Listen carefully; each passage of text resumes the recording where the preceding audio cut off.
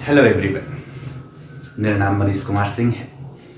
मेरे साथ आप जीएस के उन पहलुओं को जानेंगे जो कि सभी एग्जामों के लिए बहुत महत्वपूर्ण है। Basically GIC lecture, TGT, PGT, UPSI जैसी वैकेंसीज के लिए ये काफ़ी मायने और सिविल सर्विसेज में भी काफ़ी मायने रखता है। तो मेरे चैनल पर आप एक एक कड़ी के रूप में, छोटे छोटे वीडियोज के रूप में ऐसे ही कई सारे टॉपिक्स आपको दिए जाएंगे। आज का टॉपिक मैंने उठाया रियासतों का एकीकरण व राज्यों का पुनर्गठन। भारत के संबंध में है तो जानेंगे भारतीय रियासतों के बारे में। तो भारतीय रियासतों का एकीकरण, देखिए समस्या आई कब? जब 1946 में कैबिनेट मिशन आया तो उस समय से ये समस्या विकराल रूप ले रही थी कि भाई अखिल भारतीय संघ की स्थापना हो रही थी। उधर अंग्रेजों ने कह दिया एक नए नियम के तहत कि जो रियासत स्वतंत्र होना चाहें वे स्वतंत्र हो सकती हैं, जो भारत या पाकिस्तान में शामिल होना चाहें वो भारत या पाकिस्तान में शामिल हो सकती हैं। तो ऐसे में इस समस्या तो गंभीर रूप लेनी ही थी। अब बात करें रियासतों की तो देखिए भारत जो है ये 500 से ज्यादा राजनीतिक भूखंडों में बटा था। अब इन्हीं राजनीतिक भूखंडों को हम रियासत कहते थे। कुछ बहुत छोटी थी तो कुछ बहुत बड़ी थी। संख्या इतनी थी कि स्पष्ट कई इतिहासकार जो है एग्जैक्ट नंबर्स भी नहीं बात कर पाते। कहीं 521 लिखा है, कहीं 552 रियासतें लिखा, तो कहीं 565 रियासतों का वर्णन मिलता है। लेकिन जो भी हो 500 से ऊपर ही था। अर्थात भारत 500 राजनीतिक भूखंडों में बटा हुआ था। ठीक है, अगर आज के भारत के नक्शे में देखते हैं 500 भाग, जब 29 या इतने राज्य हम देख रहे हैं, 28 राज्य और 8 केंद्र शासित देख रहे हैं, तब ये पार्ट पार्ट में दिखता है। अब सोचिए 500 रियासतें इसमें समाहित थी, 500 से ज्यादा रियासतें। खैर प्रक्रिया शुरू हुई। अब रियासतों की बात करें तो ये रियासतें कुछ अधिकतर 11वीं शताब्दी के बाद से आई, जिन पर या तो मुस्लिमों ने शासन किया है या मुस्लिमों ने हमला किया, इस्लाम आक्रमणकारियों ने हमला किया या उन पर शासन किया, या दूसरा पक्ष वो था जिन्होंने इन हमलों को झेला। ठीक है, एक लंबे समय तक उत्तर भारत में एक राजनीतिक उथल पुथल आप जान ही रहे हैं। ठीक है, उसका परिणाम इन रियासतों में भी दिखा। यानी कि रियासतें वे थी या तो हमलावर पक्ष भी थी या तो हमला झेलने वाले पक्ष की थी। हालांकि कुछ रियासतें हैं जो इनसे अछूती थी, जैसे कि कुर्ग घाटी की तरफ के इलाके, हिमाचल प्रदेश में पड़ने वाली कुछ रियासतें ऐसी भी थी। इन रियासतों में अलग अलग तरह की व्यवस्थाएं, कानून एवं प्रचलन था। अब इन रियासतों को जब जैसे जैसे 40 का दशक आया तो ये बात सताने लगी, ये बात इनके मन में बैठ गई कि भारत यदि अंग्रेज यहां से चले जाएंगे तो हम अपने आप को क्या कर लें, स्वतंत्र कर लें। लेकिन हमारी सुरक्षा का सवाल है। तो इस बात के लिए धीरे धीरे प्रयास कर रहे थे कि किसी न किसी तरह हमारी बात भी शामिल हो जाए। लेकिन कैबिनेट मिशन आया और कैबिनेट मिशन तो किसमें लगा रहा? भारत और पाकिस्तान में, यानी कांग्रेस और मुस्लिम लीग में। रियासतों की तो बात ही नहीं की गई। तो इन्हें लग गया कि अब हमें ही कुछ प्रयास करना होगा।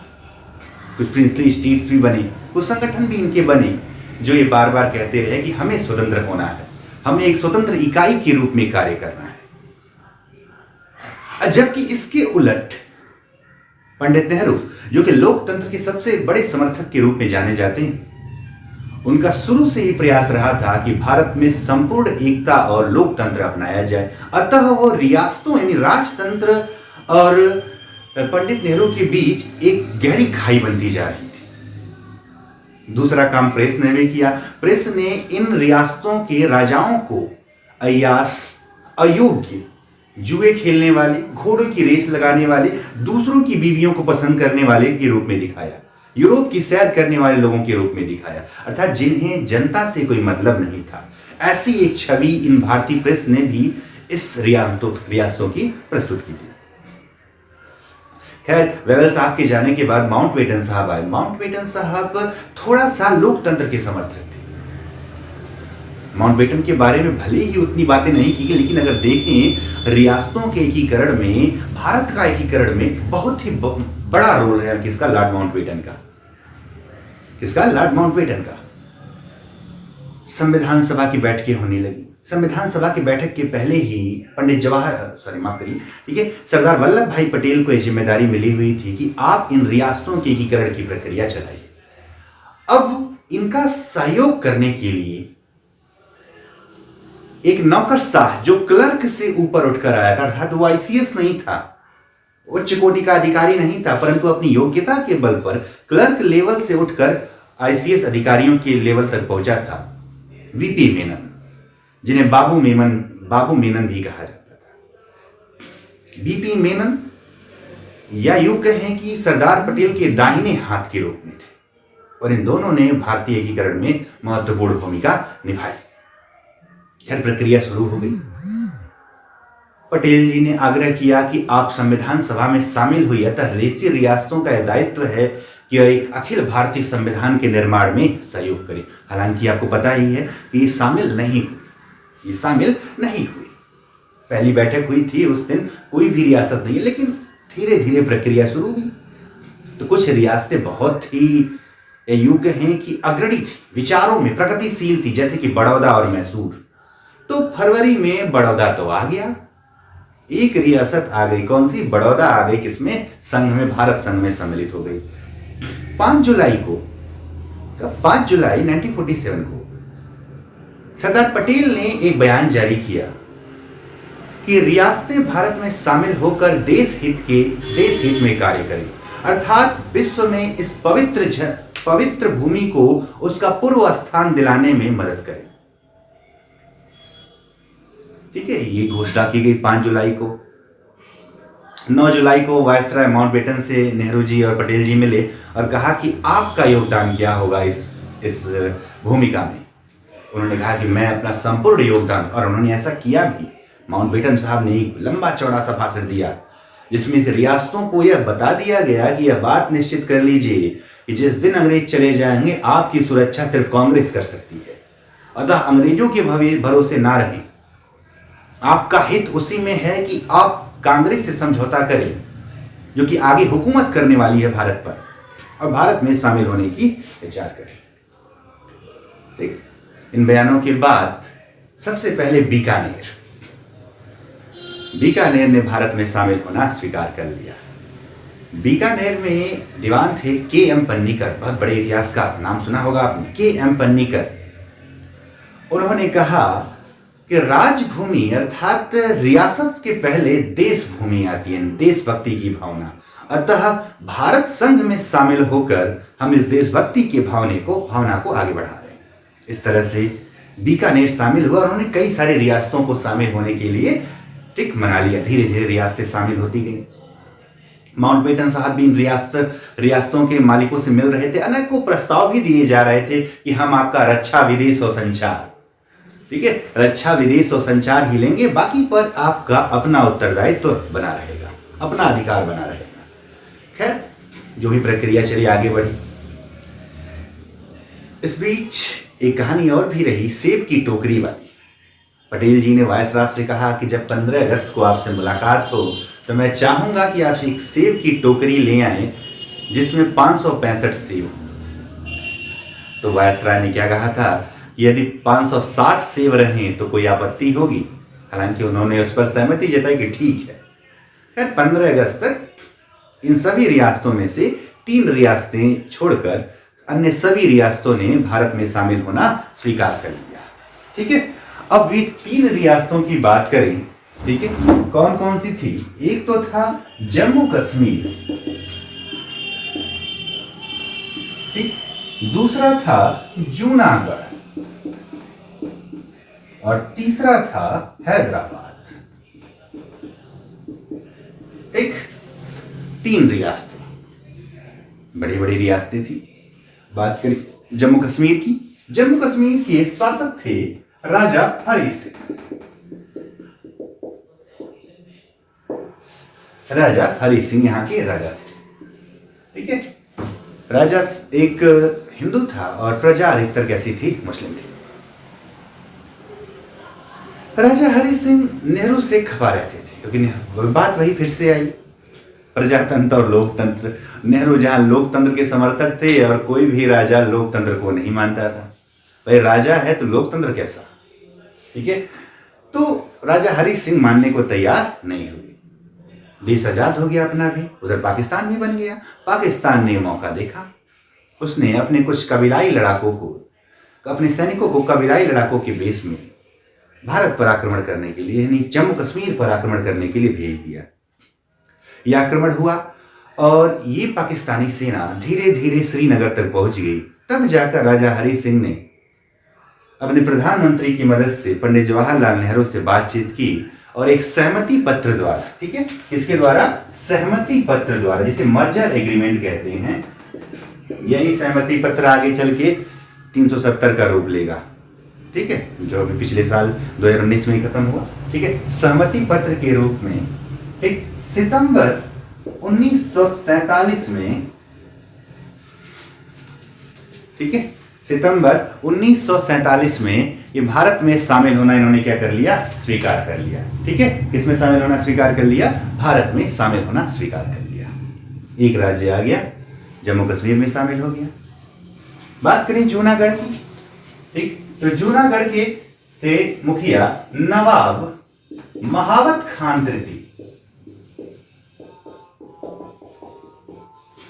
नवाब महावत खान तृतीय, नवाब साहब, चूंकि जूनागढ़ अगर देख रहे हैं तो अब पाकिस्तान से थोड़ा ज्यादा नजदीक है, गुजरात के पास है ना, सर क्रीक के इधर गिरनार के आसपास का क्षेत्र, तो ये थोड़ा सा इस पक्ष में थे कि या तो स्वतंत्र हो जाऊं या पाकिस्तान में जाऊं। भारत से मिलने की इनकी आशा नहीं थी, ठीक है। ऐसे में जब पटेल जी को ये सूचना मिली तो पटेल जी ने कहा कि देखते हैं जूनागढ़ में क्या किया जा सकता है।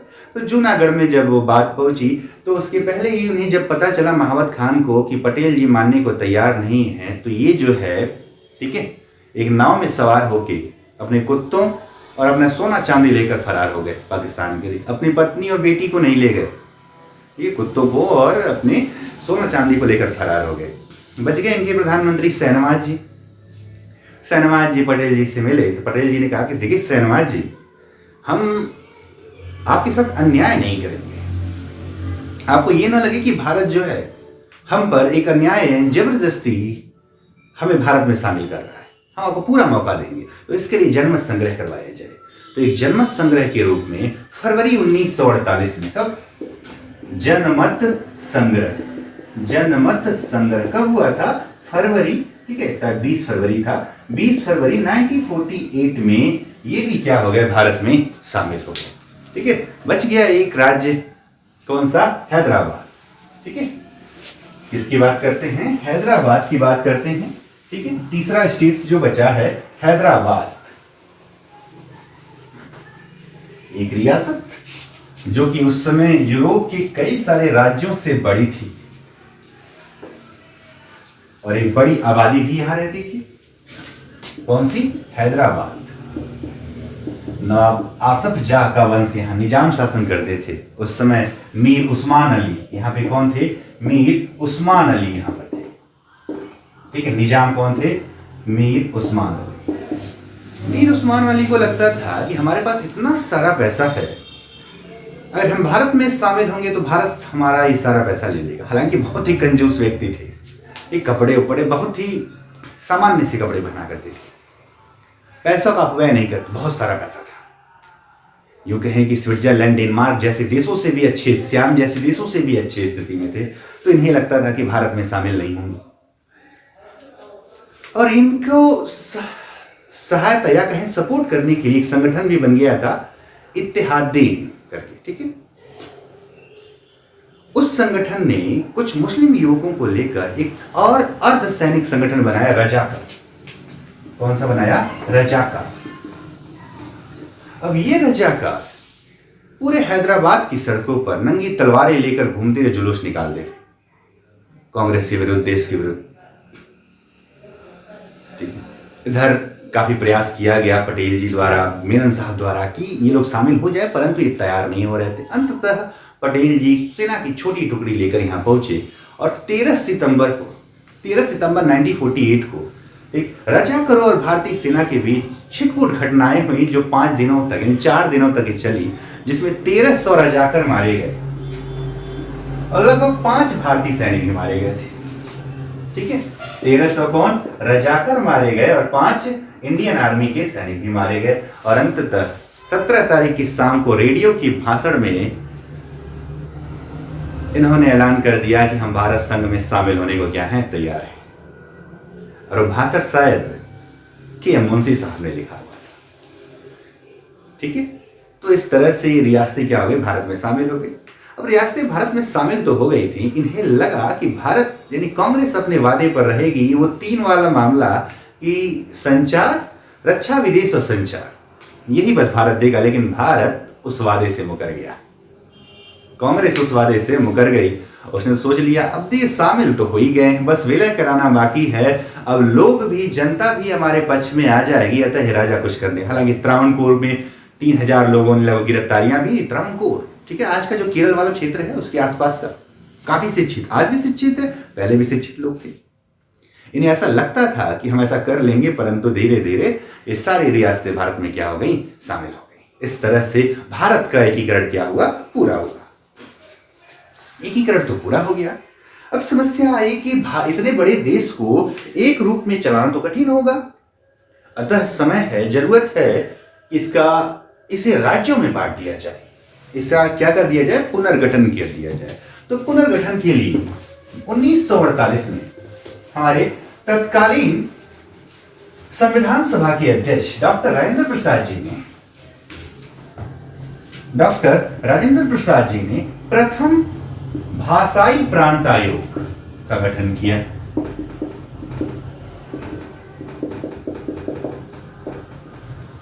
ठीक है, बस प्रथम भाषाई प्रांत आयोग का गठन किया और इसकी अध्यक्षता दी गई एस के धर को। अध्यक्षता दी गई।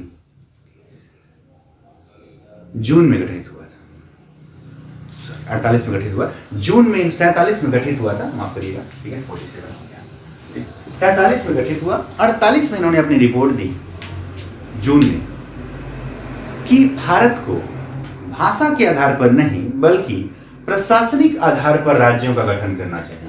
ठीक है, यानी कि क्या कह दिया, भाषा के आधार पर नहीं, भाषा के आधार पर मना कर दिया, नहीं कर दिया। ठीक है, तो किसके आधार पर होगा, प्रशासनिक आधार पर। किसके आधार पर, प्रशासनिक आधार पर। ठीक है, राज्यों के गठन की बात इन्होंने स्वीकार कर ली। 48 में रिपोर्ट है, जून में। इस रिपोर्ट की समीक्षा के लिए दिसंबर में एक और समिति बनी। JVP committee. कौन सी कमेटी, जेवीपी कमेटी।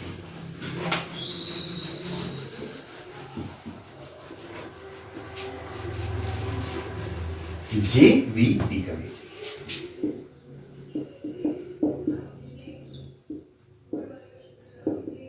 ठीक है, J stand for Jawaharlal Nehru, V for Vallabh Bhai Patel और पी फॉर पट्टाभी सीतारामैया। दिसंबर में बनी। इन्होंने अपनी रिपोर्ट दिया 49 में और कहा कि जो धर साहब ने कहा था वो बिल्कुल ठीक कहा था, अर्थात भाषा के आधार पर नहीं बनेगा कोई राज्य, बल्कि किस आधार पर बनना चाहिए, प्रशासनिक आधार पर बनना चाहिए। ठीक है, 50 में देश गणतंत्र हो गया तो भारत संघ को 4 भागों में बांट दिया गया। कितने भागों में, 4 भागों में बांट दिया गया। 4 भागों में से बांट दिया गया। ठीक है, क, ख, ग और घ। ठीक है, तो क में कुल 9 राज्य, ख में कुल 9 राज्य, ग में कुल 10 राज्य और घ में एक अंडमान निकोबार था। ठीक है, यानी कि संघ को 4 भागों में यानी कि 29 राज्यों में से क्या कर दिया गया था, बांट दिया गया था। ठीक, 50 की बात रही। इधर दक्षिण भारत का तेलुगु भाषी क्षेत्रों में एक आंदोलन शुरू हो गया कि तेलुगु भाषी अलग राज्य चाहेंगे और इसका समर्थन कर रहे थे कांग्रेस के ही एक नेता कार्यकर्ता, ठीक है, पोटी श्री रामल्लू। कौन, पोटी श्री रामल्लू। ठीक है, रामल्लू साहब 52 में यानी कि 1952 में अनशन पर बैठ गए और उस दौरान लगातार 56 दिन अनशन पे बैठे रहने के कारण उनकी हो गई मृत्यु। अब तो जानते ही हैं, जब बड़ा नेता मरता है तो आसपास की जमीनें हिल जाती हैं। कभी राजीव गांधी साहब ने इंदिरा जी के लिए कहा था, वैसा ही कुछ आंध्र प्रदेश में हुआ। तो ऐसे में जल्दी जल्दी में 1953 में भाषा के आधार पर, कब 1953 में, ठीक है, आंध्र प्रदेश स्वतंत्र भारत का भाषा के आधार, स्वतंत्र भारत का याद रखिएगा, भारत कहेंगे तो उड़ीसा 1936 वाला, अंग्रेजों ने अलग किया था उड़िया भाषा को, लेकिन स्वतंत्र भारत में भाषा के आधार पर बनने वाला पहला राज्य कौन सा हो गया? आंध्र प्रदेश हो गया। ठीक है, आंध्र प्रदेश बन गया पहला राज्य जो कि भाषा के आधार पर था। ठीक, कहानी यहां तक पहुंची। और जब भाई एक राज्य हो जाएगा तो अन्य राज्य पीछे कहां रहेंगे, उनकी भी मांगे होंगी। तो इस समस्या से बचने के लिए 1953 में एक आयोग बना, फजल अली आयोग। ठीक है, जिसे राज्य पुनर्गठन आयोग भी कह सकते हैं। ठीक है, जिसके अध्यक्ष तो थे फजल अली साहब और 2 सदस्यों में थे, एक थे के.एम. पन्नीकर, वही पन्नीकर जी बीकानेर वाले। ठीक है, के.एम. पन्नीकर बीकानेर रियासत के दीवान जो साहब थे। ठीक है, और दूसरे थे हृदयनाथ कुंजरू, हृदयनाथ कुंजरू। और इन तीनों लोगों ने 55 में अपनी रिपोर्ट दी और भाषा के आधार पर राज्यों के गठन की बात स्वीकार कर ली। यानी प्रशासनिक भी आधार था, भाषा और प्रशासन दोनों को साथ लेकर चला। अपनी रिपोर्ट दिया 55 में। कब दिया? 55 में इन्होंने अपनी रिपोर्ट दी। ठीक, और कहा कि भारत को 16 स्टेट्स यानी कि 16 राज्य और 3 यूटी में क्या कर दिया जाए? बांट दिया जाए। 3 यूटी में क्या कर दिया जाए? बांट दिया जाए। ठीक, ये बात इन्होंने कही कि 16 राज्य और 3 यूटी में बांट दिया जाए। अब इन्हीं की रिपोर्ट को कुछ परिवर्तनों के साथ, ठीक है, स्वीकार कर लिया गया और 1956 में, कब? 56 में राज्य पुनर्गठन अधिनियम पारित किया। राज्य पुनर्गठन अधिनियम पारित किया कब? 56 में। ठीक है, और जिसके द्वारा, ठीक है, 1956 में कौन सा अधिनियम? राज्य पुनर्गठन अधिनियम 1956। ठीक है, क्या बने? 14 राज्य व 6 यूटी बने। ठीक है, क्या बने? 14 राज्य व 6 यूटी बने। ठीक है, इन 14 राज्यों की बात करें तो आंध्र प्रदेश, असम, बिहार, उत्तर प्रदेश, मध्य प्रदेश, बंबई, जम्मू कश्मीर, मैसूर, मद्रास, पंजाब, राजस्थान जैसे प्रमुख राज्य रहे। तो यूटी में त्रिपुरा, मिजोरम, हिमाचल प्रदेश, अंडमान निकोबार, लक्षद्वीप, मिनिकॉय, अमीनी द्वीपी समूह, ऐसे कुछ, और त्रिपुरा, ऐसे कुछ प्रमुख क्या रहे? ठीक है, यूटी भी बन गए। ठीक है, 1 नवंबर 1956 को इन राज्यों का स्थापना दिवस मनाया जाता। ये राज्य बन गए। अब समय आगे बढ़ा, लगा कि ये राज्य जो बने हैं इनमें भी कुछ बदलाव होने चाहिए। तो 1956 के बाद समय समय पर इनमें जो है बदलाव होता रहा है। तो 56 के बाद बदलाव हुआ 1960 में। कब? 1960 में। ठीक है, 1960 में बंबई को पृथक करके, किसको? बंबई को 2 भागों में बांट दिया गया। एक बना महाराष्ट्र और एक बना गुजरात। ठीक है, 14 नंबर और 15 नंबर राज्य बन गए। ठीक, 1963 में नागा पहाड़ी, कौन सी पहाड़ी? नागा पहाड़ी व असम का लाहौल क्षेत्र, असम का लाहौल क्षेत्र को मिलाकर नागालैंड बना दिया गया। कौन सा? नागालैंड। कौन से नंबर का राज्य? 17वां राज्य। ठीक है, 17वां राज्य बन गया नागालैंड 63 में। 3 साल बाद 66 में, 1966 में पंजाब राज्य में हिंदी बोलने वाले लोगों को अलग राज्य बनाया गया, 18वां राज्य। कब? 1966 में। ठीक है, ठीक।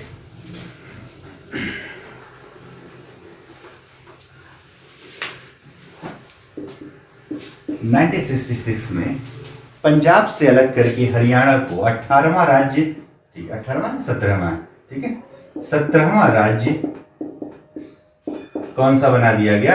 हरियाणा बना दिया। ठीक है, पंजाब से हरियाणा को अलग किया और इसी साल चंडीगढ़ को यूटी बना दिया गया। ठीक है, किसको यूटी बनाया? चंडीगढ़। चंडीगढ़ को यूटी बना दिया। यूटी मतलब संघ शासित क्षेत्र बना दिया। चंडीगढ़ की बात हो गई। अब इनसे लगा हुआ पहाड़ी क्षेत्र जो हिमाचल प्रदेश था, केंद्र शासित प्रदेश, 1971 में, कब? 1971 में हिमाचल प्रदेश बन गया 18वां राज्य। ठीक है, कौन सा बना? 18वां राज्य। कौन? ठीक, हिमाचल प्रदेश। कब? 1971 में। अगले साल 1972 में मणिपुर, त्रिपुरा, मेघालय।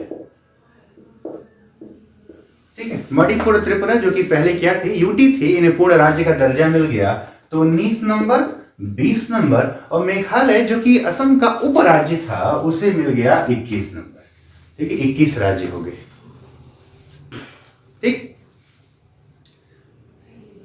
अगली कड़ी में अगला हुआ किसका नंबर आया? सिक्किम का नंबर आया। सिक्किम की बात करें तो 1947 में अंग्रेजों ने इसे, यहां पे चूंकि चोग्याल एक शाही वंश था, उनका शासन था, अंग्रेजों ने इनका विदेश, संचार और रक्षा ये तीनों भारत को सौंपा था। यानी भारत के अंदर एक रक्षित राज्य था। कौन सा? सिक्किम। कौन सा था? सिक्किम। ठीक, लेकिन यहाँ पर भ्रष्टाचार और राजा की अयोग्यताएं यानी कि शाही खर्चे बढ़ रहे थे, जनता पर प्रभाव पड़ रहा था, तो इंदिरा गांधी सरकार ने 35वां संविधान संशोधन लाया गया। कौन सा? 35वां, तब 1974 में, और सिक्किम को मिल गया सह राज्य का दर्जा। सिक्किम क्या बन गया? सह राज्य। और अगले साल 36वां आया, ठीक है, 1975 में, तो ये क्या बन गया? पूर्ण राज्य। नंबर क्या होगा? 22वां नंबर होगा। ठीक है, कौन सा नंबर का राज्य बन गया? 22वें नंबर का राज्य। कौन बन गया? सिक्किम बन गया। ठीक, इसके बाद 1987 में मिजोरम, अरुणाचल और गोवा। ठीक है, 1987 में कौन कौन? मिजोरम, अरुणाचल और कौन सा? गोवा। 22 हो गया, 23, 24, 25। ठीक है, गोवा को क्या मिल गया? ये सब क्या बन गए? पूर्ण राज्य का दर्जा इन्हें भी प्राप्त हो गया। ठीक, इसके बाद सन 2000 में, कब? 2000 में, ठीक है, 26 नंबर किसका हुआ? छत्तीसगढ़ का। ठीक, 1 नवंबर 2000। 27 नंबर, 27वां राज्य यानी 9 नवंबर को कौन सा राज्य बना? उत्तराखंड बन गया।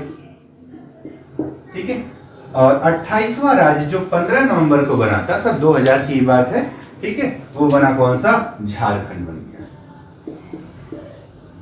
ठीक, 28 राज्य हो गए। इसके बाद 2014 में, 2 जून 2014 को 29वां राज्य कौन सा? आंध्र प्रदेश को काट कर क्या बन गया? तेलंगाना बन गया। ठीक है, 2019 में जम्मू कश्मीर को 2 यूटी में बदल दिया गया। एक तो हो गया JNK और दूसरा क्या हो गया? लद्दाख। 2 यूटी बन गए।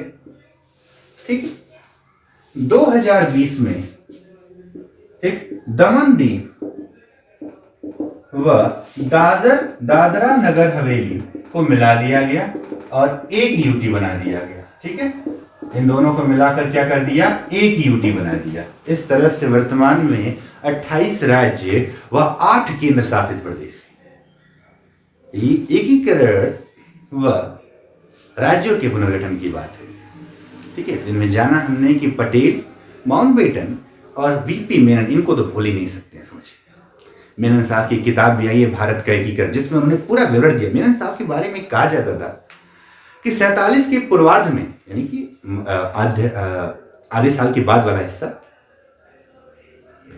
ठीक है, पूर्वार्ध में इन्होंने इतनी यात्राएं की, हर दिन यात्रा किया ताकि भारत का एकीकरण संभव।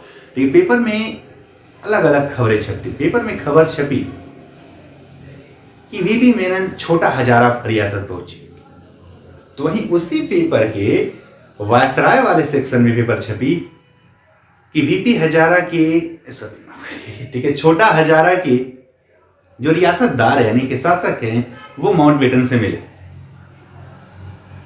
ठीक है, तो उसी पेपर में यह भी शामिल हुआ, उसी पेपर में एक टुकड़ी ये भी आई कि छोटा हजारी भारत संघ का हिस्सा बन गया। यानी कि लगातार मेहनत किया इस व्यक्ति ने जिसका नाम था वीपी मेनन। पटेल साहब की तो खैर लौह पुरुष कहा ही जाता है। ठीक है, तो ये रहा एक छोटा सा परिचय इसके बारे में। ऐसे ही अन्य टॉपिक के साथ भी मिलते रहेंगे। तो आज के लिए बस इतना ही, धन्यवाद।